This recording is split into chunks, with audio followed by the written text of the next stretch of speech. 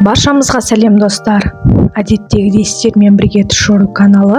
Бүгінгі шығарылымыз түсіңізде түлкі көрсеңіз, оны қалай жору керектігін назарларыңызға ұсынамыз.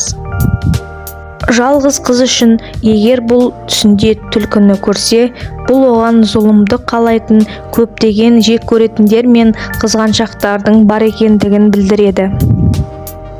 Түсінде қара түлкіні көру түс көрушінің қайғы-қасірет пен ауыр уайымға душар болатынын білдіреді. Ал егер түсінде қара түлкі өлтірілсе, түс көрушінің билікке ие болатынын және оның үлкен дәрежеге жететінін білдіреді. Түлкімен бірге серуендеп, онымен бірге жүруді көру өміріндегі құпияны ашатын сұмдықтың бар екендігін көрсетеді. Сондықтан сақ болғаныңыз жөн. Түсінде ақ түлкіні көру түс көрушінің жақын арада ләззат алатын әл-ауқат пен салтанатты білдіреді. Үйленген ер адамның түсінде түлкіні көру қажылық қиындықтарға тап болуы мүмкін екендігін білдіреді.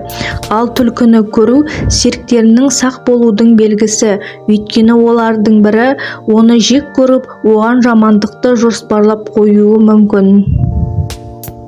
Егер үйленген адам түсінде түлкіден құтылғанын көрсе, бұл оның қиындықтардан жеңгенін білдіреді. Түсінде ақ түлкінің ұрғашысын көру бойдақ жігіт бұрын тұрмыс құрған әйелге үйленеді. Бірақ бұл сұлулыққа, байлыққа, адамдар арасында жақсы мінез құлыққа ие болады. Түс көруші бойжеткен түсінде ақ түлкіні көрсе, онда бұл аян, оның бойында білімі мен өнегелі адамға жақын арада некеге тұрады. Егер адам түсінде түлкі бағып жатқанын көрсе, бұл оның лайықты емес адамдарға жақсылық жасап жатқанын білдіреді. Түсінде түлкіні көру түс көрушінің өмірінде адам бар екендігін білдіреді.